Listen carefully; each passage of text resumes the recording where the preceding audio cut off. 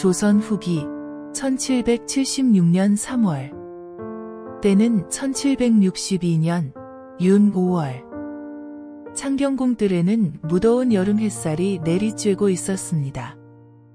28세의 사도세자 이선이 아버지 영조의 명령으로 뒤주 속에 갇혔습니다.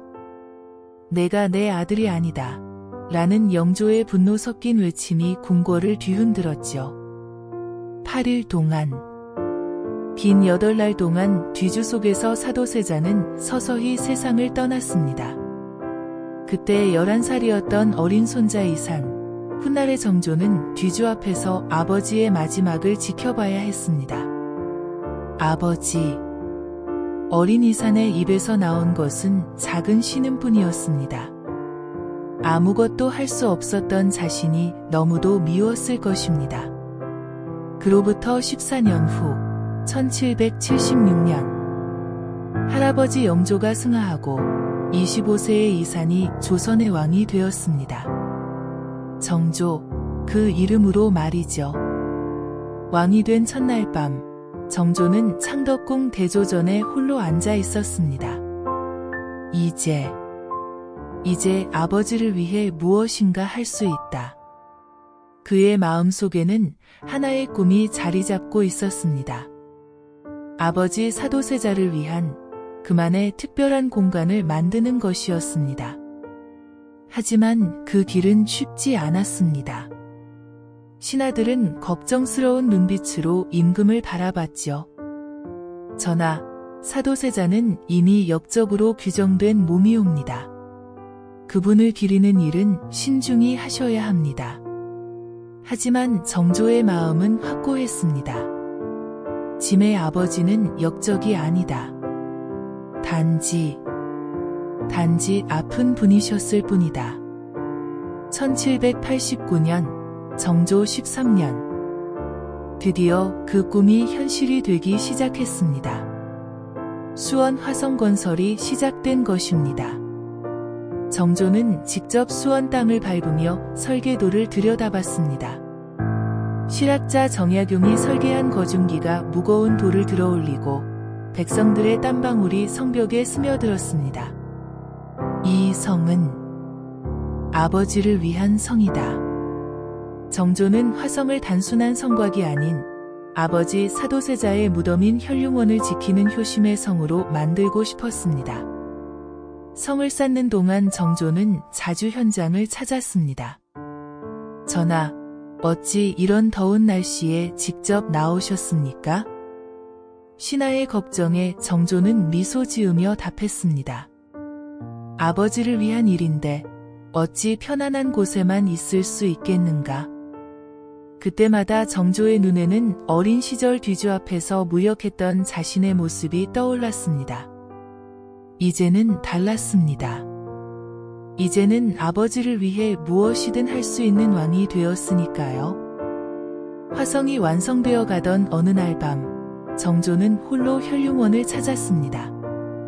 달빛이 곱게 내린 아버지의 무덤 앞에서 정조는 무릎을 꿇고 앉았습니다. 아버지, 이제 화성이 거의 완성되어 갑니다. 바람이 솔솔 불어와 정조의 골룡포를 스치고 지나갔습니다. 예전에는 아무것도 할 수 없었습니다. 11살의 어린아이가 무엇을 할 수 있었겠습니까? 아버지께서 뒤주에 갇혀 고통스러워 하실 때도 저는 그저 지켜볼 수밖에 없었습니다. 정조의 목소리가 떨렸습니다. 하지만 이제는 다릅니다. 이 화성이 아버지를 영원히 지켜드릴 것입니다. 그리고 언젠가는 아버지의 억울함도 풀어드리겠습니다. 그때였습니다. 어디선가 은은한 새소리가 들려왔습니다. 마치 하늘에서 내려온 아버지의 대답처럼 말이죠. 정조는 고개를 들어 밤하늘을 바라봤습니다. 별들이 유난히 밝게 빛나고 있었습니다. 하지만 정조의 화성은 단순히 개인적인 효심만을 담은 것은 아니었습니다. 화성 건설 과정에서 정조는 혁신적인 시도를 했습니다. 공사에 참여한 백성들에게 정당한 임금을 지급한 것입니다. 일한 만큼 받는 것이 당연하지 않은가? 정조의 이 말에 신하들은 놀랐습니다.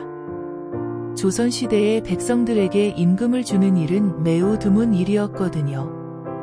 전하, 그런 선례가 있지 않습니다. 선례가 없다면 우리가 만들면 된다. 정조는 단호했습니다. 그 결과 화성건설에 참여한 백성들은 기쁜 마음으로 일했습니다.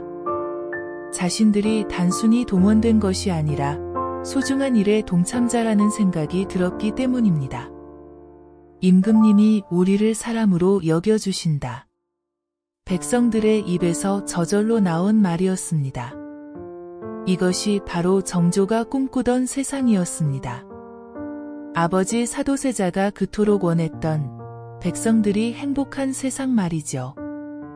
1796년, 정조 20년. 드디어 화성이 완성되었습니다. 정조는 어머니 해경궁 홍씨와 함께 화성 성곽 위를 걸었습니다. 어마마마, 이제 아버지께서 편안히 쉬실 수 있을 것 같습니다. 해경궁 홍씨는 아들의 손을 꼭 잡았습니다. 그래, 이산아. 내 아버지도 분명 기뻐하고 계실 것이다. 그날 밤, 정조는 화성 성곽 위에서 수원의 야경을 내려다봤습니다. 백성들의 집에서 나오는 따뜻한 불빛들이 마치 별처럼 반짝이고 있었습니다. 아버지, 이제 새로운 꿈을 꾸어봅니다. 이곳 화성을 중심으로 새로운 도시를 만들어 보겠습니다. 백성들이 더욱 행복하게 살 수 있는 그런 세상을 말입니다.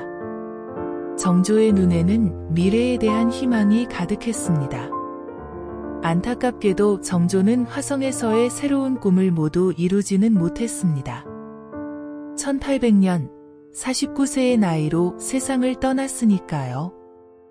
하지만 그가 남긴 화성은 오늘날까지 우리 곁에 있습니다. 유네스코 세계문화유산으로 지정되어 전 세계인들이 그 아름다움을 인정받고 있지요. 무엇보다 화성에는 정조의 마음이 고스란히 담겨 있습니다. 아버지를 향한 깊은 효심, 백성을 아끼는 따뜻한 마음, 그리고 더 나은 세상을 만들고자 했던 꿈 말입니다. 오늘날 우리도 생각해 볼 수 있을 것 같습니다. 내가 사랑하는 사람을 위해 무엇을 할 수 있을까? 나를 키워준 부모님께 어떤 마음을 전할 수 있을까? 그리고 내가 만나는 사람들에게 어떤 따뜻함을 줄 수 있을까? 정조가 화성에 담았던 그 마음처럼 우리도 일상 속에서 작은 화성을 쌓아갈 수 있지 않을까요? 수원 화성을 지나치게 된다면 잠시 걸음을 멈추고 생각해 보세요. 이 아름다운 성곽 안에 담겨 있는 한 아들의 깊은 사랑을 말입니다.